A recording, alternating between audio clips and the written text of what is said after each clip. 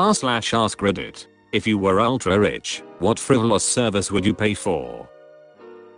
Instead of having a $100,000 watch, I'd just pay a butler to follow me around and tell me what time it is. Excuse me, Winston, what is the time? The time is 11:30, sir.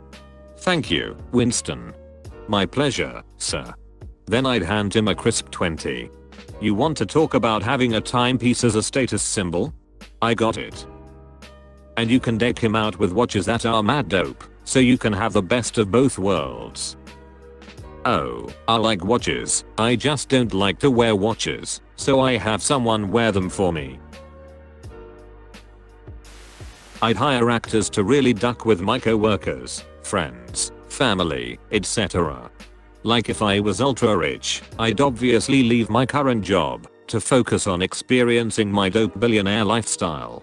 But I wouldn't just give my 2 weeks and leave all vanilla. No, this is where the actors come in.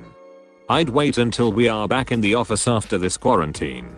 When things are back to normal, I'd just plan this whole thing to go off flawlessly. So there I am, in my office, surrounded by my co-workers. And then this loud buzzing sound starts. It's a helicopter.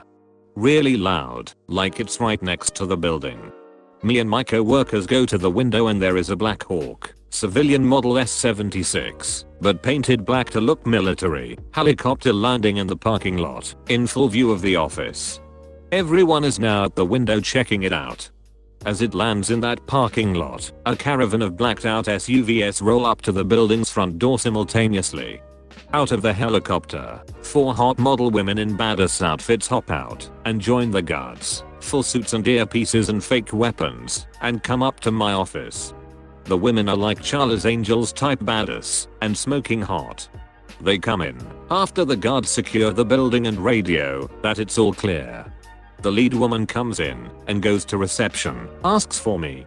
They approach me, flanked by guards, in front of everyone. Your country needs you, and I respond, I left that life behind. I promised my fiance I wouldn't do wet work anymore. I'm riding a desk, babes. She pushes further. We need you. Site Sigmalima just went dark.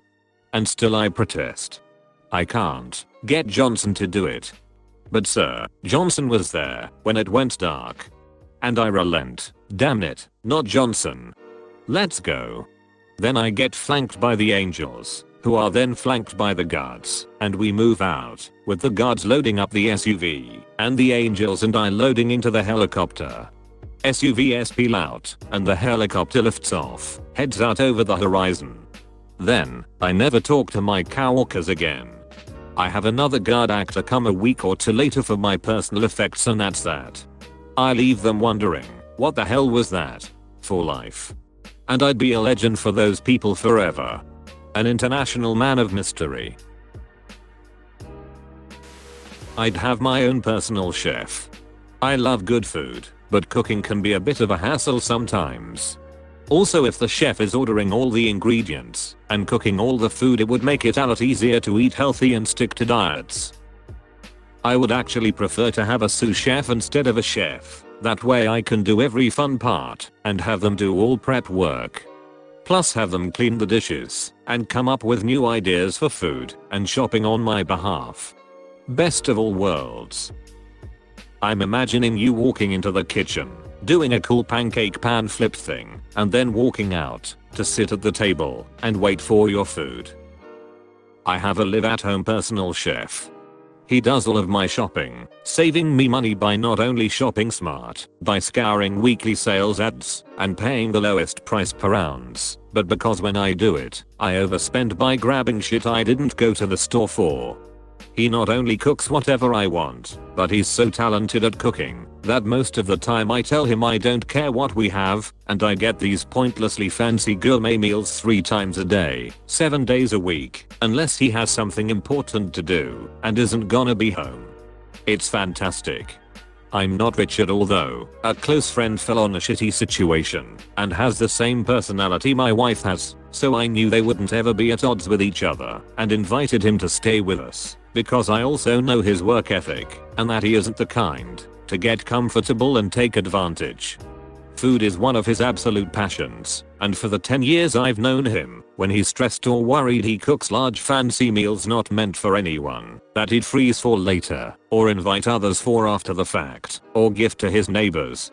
Now that he's technically homeless, and he has 2 people who need meals, he never has that excess food to freeze, doesn't have to pay for his ingredients, and has a house to sleep in with a big backyard without having to paying rent. Win-win for everyone. A town crier to walk around my neighborhood saying, 2 o'clock and all's well. And waterfall is not well. 2 o'clock and all is not well. Come on man, use your head. I'd probably get massages a couple times a week. Just get a personal masseuse and get massage 7 days a week. I never knew how good I had it in the Philippines till my wife and I moved here, US. In the Philippines, we would get a massage once a week. 1 hour full body massage for $5 each, and that's with tip. I never understood when my friends from the US visited me in the Philippines. They went nuts and spent over $500, way more than the average monthly salary over there, for 3 of us for a really fancy massage with milk bath, body scrub etc. at this really fancy place over there. Then I saw the prices here, US, and I just can't afford even the cheapest massage here. All those subscription box services that look really cool, but are ultimately monumental wastes of money. For example, the international snack boxes. I get the snack boxes. Personally I love it. The whole family sits around and tries a bite simultaneously and watch each other's reaction and commentate like we're somebody. It's fun. See, you're paying for an experience. What you've said here is every marketing team's dream. I mean, that's what a lot of the subscription boxes are basically selling. It's not that you need all the useless tat, you get the experience of the surprise of the useless tat. I would buy the distribution rights to all the 80s and 90s TV shows I liked that were never released on DVD or streaming and put them out in HD, mostly so I can watch them. Along the same lines, I've decided that, if I win the lottery, I'm not going to quit my job. I'm going to start speaking my mind until I get fired. That would take me all of about 20 minutes, 15 of which would be me laughing before I said what I wanted to. After that, you gotta buy the company for shits and giggles. I say buy it beforehand, don't tell them yet, and then when they try to fire you, just say, no, you. World's largest greenhouse filled with all manner of fruit and veg purely cultivated and propagated for flavor, attended to by an army of botanists and gardeners. I'm so sick of the flavorless things in supermarkets. Sometimes I fantasize about building special greenhouses to grow things like coffee, chocolate, vanilla, cinnamon, etc. But here in the States, just on the off chance there is a massive economic collapse and I can no longer get my tasters imported. I mean really. What's the point of surviving some sort of apocalypse without coffee and chocolate? Wouldn't that still be economically difficult if the climate isn't suited to growing those things and would require lots of heat and water? Theoretically, my richer self would have solved those sorts of problems. But you are right, at some point the tech would probably fail, and I would be right back where I started. A distant low rumble of thunder every time someone said my name. Failing that, probably an air fryer from Costco. Dude, I got my wife an air fryer from Costco a while ago. I think it was like $80. Not too expensive at all. Slow down, Mr. Moneybags. Someone to wake me up really nice and gently in the morning. Like turning the lights red, opening the blinds maybe, setting a cup of coffee next to me. And then that same person to tuck me in at night. I can't think of a better frivolous service. I mean, with smart bulbs and blinds and a coffee machine you can kind of have that now. I'm a type 1 diabetic. I would hire someone to manage my diabetes, such as planning my meals, calculating my dose, treating my lows. I'd pay a person to be my pancreas.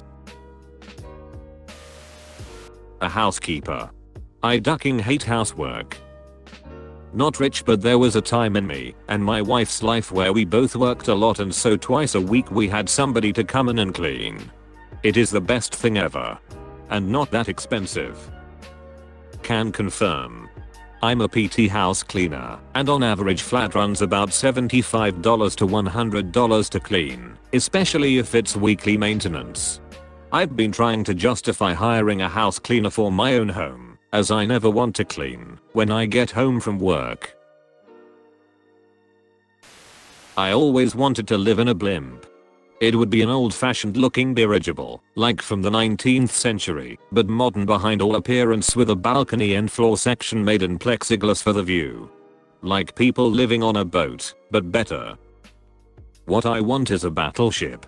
So on the outside it looks like a battleship, but on the inside it's a decked out yacht. If that's too big, I'll settle for a destroyer or something. A librarian. She would know my tastes and would seek out books, articles, etc. that would be of interest to me, new releases and classics. They'd just be there waiting as soon as I finished the last one. When I was a kid there was a local bookstore, and the owner was just like this. She knew everyone's taste and could always recommend something. Hire a bunch of people to be a living chessboard. A driver and really comfortable car. I commute an hour to an hour and a half each way, and if I could read or sleep in the car instead of driving, that would be amazing. You would still work? Nah, he'd probably just go to his old office and annoy his ex-coworkers by relaxing outside while they have to work. A fresh, new soft pair of socks every day. There's a story where a guy did this and ended up with a pretty bad rash on his feet after a month or so because of some chemical on new socks that comes off after you wash them. Came here to say this. You need to wash new clothing and sheets. It's fine if you don't want to wear them twice, but they do need to be laundered initially. Call me a madman, but a dedicated team of massive men to not injure criminals, but to just humiliate them, like stealing clothes and dumping them in public places. Private team of vigilantes. Nice.